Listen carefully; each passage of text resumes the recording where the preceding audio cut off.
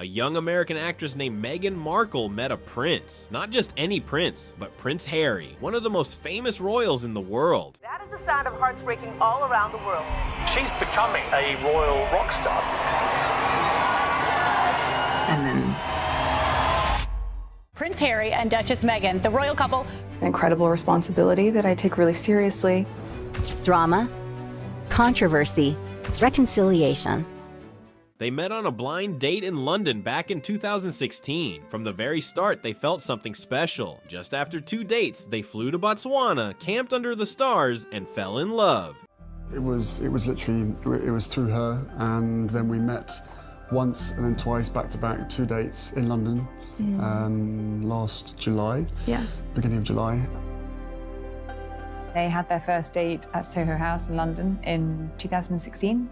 And then, of course, you know, with Meghan living and working at the time in Toronto in Canada, where she was filming Suits. The world soon found out about their love story. At first, people were excited. Here was a modern couple who looked happy, in love, and ready to make a difference. Meghan was smart, kind, and confident. Harry was the brave prince who had served in the army and always wanted to protect the people he loved. But being in love with a prince wasn't as magical as the fairy tales say. Meghan and Harry's life quickly became very hard. The press, the newspapers, and TV shows wouldn't leave them alone. People wrote mean things about Meghan. Some stories were just silly. Others were cruel. Meghan said it wasn't just rude, it felt racist. Even though Meghan smiled for the cameras, behind the scenes, she was struggling. She said that no one even asked if she was okay. She was pregnant with their first baby, Archie, and feeling sad and alone. It's hard.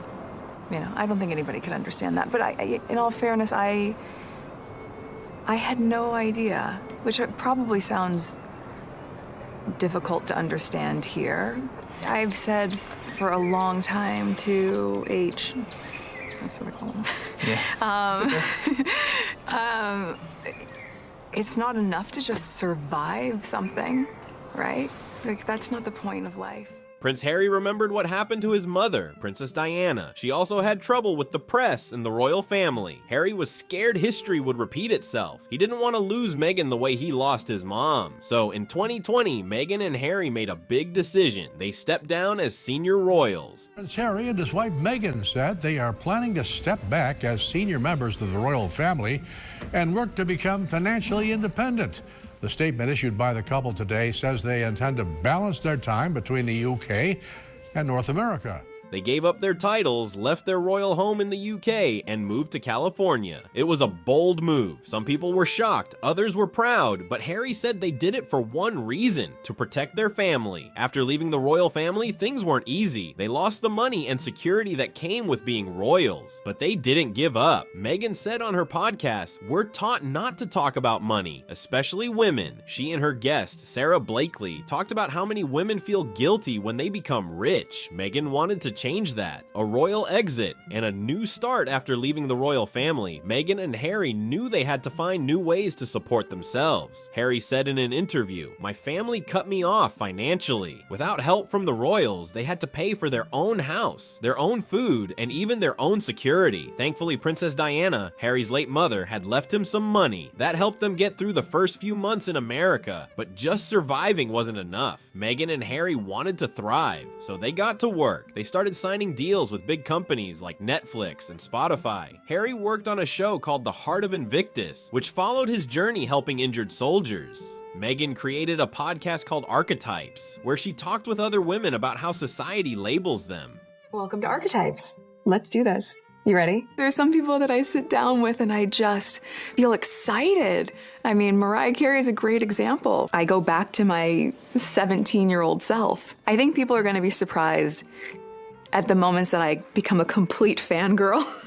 Meghan also launched her own lifestyle brand. It was first called American Riviera Orchard, but later changed to As Ever. She sold items like jam, tea, cookie mixes, and flour sprinkles. The first products sold out within an hour. Meghan said that everything she makes comes from the heart and from her love of home and family. Even with all this success, Meghan didn't forget to speak honestly. On her new podcast, Confessions of a Female Founder, she talked about how women often feel bad when they make money. She said, "We're taught not to even talk talk about money, and there's a lot of guilt around having a lot. Her guest, Spanx founder Sarah Blakely, agreed. She told women, money is fun to make, fun to spend, and fun to give away. Both Meghan and Sarah want women to feel proud of being successful, not ashamed. Even though Meghan and Harry were busy building their careers, their most important job was being parents. After Archie was born in 2019, they welcomed their second child, Lilibet, in 2021. Meghan recently posted sweet photos and a video to celebrate Lilibet's 4th birthday. One video showed Meghan dancing while she was pregnant with Lily. She laughed and said, "Spicy food, walking and acupuncture didn't work, so we danced." Meghan Markle marked her daughter Princess Lilibet's 4th birthday on June 4, 2025, by posting a touching moment from her personal life on Instagram. Shows Meghan and Prince Harry dancing to the baby mama dance in an attempt to induce labor after other methods failed. Pregnant Meghan danced energetically as Harry joined her, filling the room with joy and warmth. The couple appears happy, embracing the moment with humor and tenderness. Meghan also posted a photo of Harry walking barefoot on the beach with Lilibet, calling her daddy's little girl and favorite adventurer. She wrote, "Each day is brighter and better because of her." One black and white shot shows her cuddling a young Lilibet on what looks like a breezy boat ride. Another captures baby Lilibet cradled in Meghan's arms moments after birth. And a third shows Harry walking barefoot in the sand with his daughter. Backs turned, flanked by palm trees. The sweetest bond to watch unfold, Meghan wrote. Daddy's little girl and favorite adventurer. It's clear that family means everything to Meghan and Harry. They try to protect their kids from the public eye. Most of the pictures they share only show the kids from behind or in private family moments. They want Archie and Lilibet to grow up with love, freedom, and safety, something Meghan says was hard to find back in the royal family. Harry has even gone to court in the UK asking for proper police protection when visiting. He said he wants his kids to know about their British heritage, but can't do that if it's not safe. When Meghan and Harry moved to California, many people thought they would disappear from the spotlight, but they did the opposite. They started telling their story in their own words. No more rumors, no more made-up headlines, just the truth. In 2021, they gave a powerful interview to Oprah Winfrey. Millions of people around the world watched it, and what they shared was shocking. Meghan and Harry's Bombshell interview shines a light on issues of race and mental health. The royal couple's interview there with Oprah sent shockwaves around the world, and it seems to have everyone talking. And that includes one of Prince Harry's longtime friends. Kicking on is Lori Perez with more on the fallout tonight. If a member of his family will comfortably say, we've all had to deal with things that are rude. Rude and racist are not the same. More revelations from Oprah Winfrey's interview with Prince Harry and Meghan Markle. In newly released clips, the couple reinforcing how they believe race was at the heart of the attacks that drove them from the UK. Meghan said that during her time in the royal family, she felt trapped and alone. At one point, she even said she didn't want to live anymore. Those words were hard to hear, but she was brave to say them out loud. She wanted people to know that mental health is serious, and that even someone who looks like they have it all can still struggle deeply. One of the most painful parts of the interview was when Meghan said someone in the royal family had worried about how dark her baby's skin might be. And also concerns and conversations about how dark his skin might be when he's born. She didn't say who said it, but that one comment showed how racism was hiding even in the palace. Harry said he was heartbroken. He remembered how his mother, Princess Diana, was also hurt by the press and the palace, and now the same thing was happening to his wife. He said, "My biggest fear was history repeating itself." And when I'm talking about history repeating itself, I'm talking about my mother. When you can see something happening in the same kind of way. He didn't want to lose another person he loved. That's why he left. Not because he hated his family, but because he loved his wife and children more. Some people say Harry and Meghan broke the rules, but maybe those rules needed to be broken. The royal family is known for being very quiet and private. They don't often speak up about how they feel, but Harry and Meghan did. They talked about the truth, about racism, about mental health, about feeling alone, and about the struggles they faced inside the palace. Meghan said she wasn't silent, she was silenced. That means she wasn't allowed to speak. She had to stay quiet, even when lies were being told about her. By that point, I took matters into my own hands. It was like, I need to do this for my family. This is not a surprise to anybody. It's really sad that it's got to this point, but I've got to do something for my own mental health, for my wife's, and for Archie's as well, because I could see where this was headed. Sometimes she was blamed for things that weren't her fault, like a fight with Kate Middleton before the wedding. Many news stories said Meghan made Kate cry. But in the Oprah interview, Meghan said it was actually the other way around, and that Kate even apologized afterwards. Still, no one stopped the false story from spreading.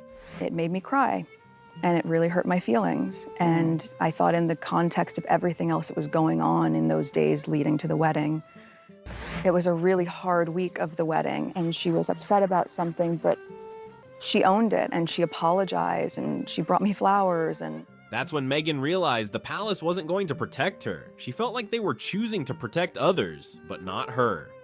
Over time, people started to see the difference in how Meghan was treated compared to other royals, like Kate. Some said it was just gossip, but others believed it was something bigger, something that had to do with Meghan's race, her background, and even her success. The media storm and what it really meant after Meghan joined the royal family, the media couldn't stop talking about her. At first, it seemed like people were excited, but slowly the headlines turned negative, and sometimes even cruel. Tiny things were turned into big problems. One newspaper even claimed Meghan's favorite food, avocado toast, was somehow linked to human trafficking. It sounds silly, but these kinds of headlines kept coming. Why? Many believe it's because Meghan was different. She was mixed race, American, independent, and had been married before. The royal family, on the other hand, has always been very traditional and very white. Meghan stood out, and not everyone liked that. She once said, "Rude is different from racist." Some of the comments weren't just rude, they were racist, and instead of helping her, the royal family stayed quiet. Meghan felt like they were trying to shut her out, not bring her in. The press also compared her to Kate Middleton all the time. When Kate held her pregnant belly, the media called it loving. But when Meghan did the same thing, they said she was showing off. When Kate ate avocado toast, it was healthy. When Meghan did, it was harmful. The double standards were everywhere. All of this started to wear Meghan down. She said that during her pregnancy, she barely left the house because the media said she was out too much. But in truth, she had only left twice in 4 months. It didn't matter what she did, people found a way to twist it. Diana's shadow, a warning from the past throughout everything. Harry kept thinking about his mother, Princess Diana. She also struggled under the pressure of being royal. She was followed everywhere by paparazzi. Her life was constantly in the news, and in the end, it became too much. Diana died in 1997 in a car crash while being chased by photographers. Harry was only 12 years old. That pain stayed with him. He said, "I've said before, I was afraid history would repeat itself, but this time it was worse. You add race, and you add social media. That makes it more dangerous." Harry didn't want to lose Meghan the way he lost his mom. He said he felt her presence guiding him, especially during the hardest times. And when his father, Prince Charles, cut off his financial support, it was Diana's money that helped Harry keep his family safe.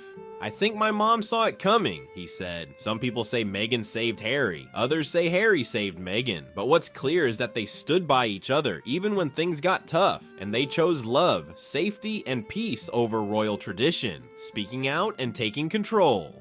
When Meghan and Harry left the royal family, they didn't just walk away. They took control of their own story. For years, others had been speaking for them. The press twisted their words, and the palace often stayed silent. But now it was their turn to speak. They launched their own foundation called Archetypes, which focuses on mental health, kindness, and community. Because when you show up in community, you find that group that makes you feel like home, but oftentimes you also find yourself again.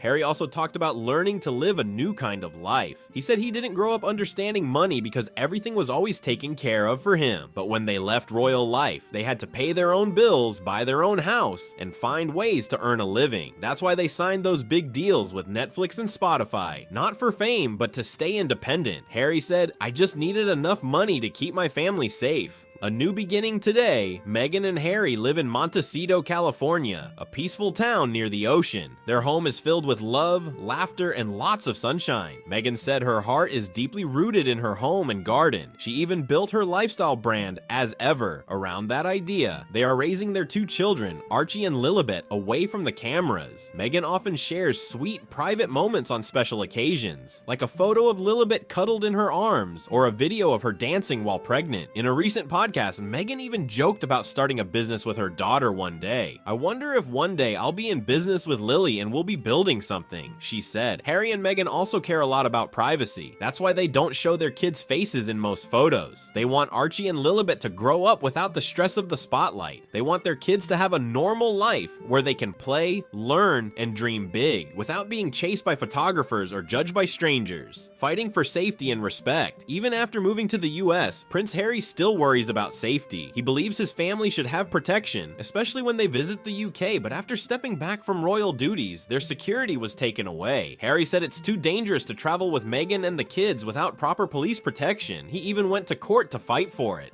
"The UK is my home," he said. "It's important for my children to know where they come from, but I can't bring them there if it's not safe." The court didn't fully agree with Harry. They said he could get protection sometimes, but not always, and he couldn't pay privately for full security. Harry argued that this puts his family at risk, especially since private guards can't access government threat information. This fight shows that even though Harry was born into royalty, he still has to fight for basic things, like keeping his wife and kids safe. It also shows how much he's changed. He's no longer just the prince. He's a husband and a father who's doing everything he can to protect his family. Many people say Meghan and Harry have left behind one form of royalty and joined another. In Britain, royalty is about bloodlines and tradition, but in America, royalty is often about influence, money, and media power. Now, Harry and Meghan are part of a different kind of elite group, like Oprah Winfrey, Beyonce, Barack, and Michelle Obama, and others who are rich, famous, and respected. They may not wear crowns, but they do lead in their own way. Some people call this move clever, others call it a betrayal. But Meghan and Harry say they're just doing what's best for their family. They don't want fame for fun. They want freedom, peace, and a platform to make a difference. Meghan's podcast, Harry's books, their shows, and their foundation all show that they still care deeply about helping people. They just want to do it their way, not the royal way. Diana's legacy lives on throughout their journey. One person's memory has remained close. Princess Diana. Her life and death shaped everything for Harry. She was a loving mother who gave her sons warmth, compassion, and honesty, but she also suffered under the pressure of royal life and the media. Harry said, "I feel my mom's presence through all of this." He believes she would be proud of the life he's building with Meghan and their children. And in many ways, Meghan has done what Diana never could. She left the palace and found freedom. They are not perfect. They have made mistakes, but their story is one of strength, love, and standing up for what's right, even when it's hard. A love story that changed everything. Meghan and Harry's journey started like a fairy tale, but turned into something even more powerful. It became a story of 2 people choosing love, truth, and freedom over fame, tradition, and silence. They could have stayed quiet. They could have followed the old royal rules. But instead, they spoke up, they stood together, and they walked away from a life that no longer felt right. Since then, they've worked hard to build a new kind of life, one where their voices matter, their children are protected, and their values come first. They've inspired people around the world to rethink what success looks like, what strength means, and how speaking the truth, even when it's hard, can open the door to real change. Meghan didn't just marry a prince, she became her own kind of queen. Not because of a crown, but because of her courage. And Harry, he didn't just leave the palace. He protected his family the way he wishes someone had protected his mother. Together, they've proven that you don't need a title to be powerful. You just need heart. Why their story still matters today. Meghan and Harry continue to use their platform to make a difference. Whether it's speaking up about mental health, calling out racism, or encouraging women to take control of their money, everything they do sends a message. You matter, your voice matters, and your story matters. Their journey shows that even when life gets messy, even when the world judges you, it's okay to start over. It's okay to dream bigger, and it's more than okay to walk away from what hurts you. They've built a life full of meaning, not just media, full of purpose, not just popularity, and that's something we can all learn from. them. So what can we take away from Meghan and Harry's story? Speak your truth, even when your voice shakes. Protect your peace, even if others don't understand. Build the life you want, not the one others expect. And most of all, never be afraid to start again. If this story moved you, inspired you, or even made you think differently, don't keep it to yourself. Like this video to support our work. Subscribe to our channel for more real stories, powerful journeys, and deep dives into the lives of people changing the world. Because behind every headline is a human story, and we're here to tell it. Thanks for watching, and we'll see you in the next one.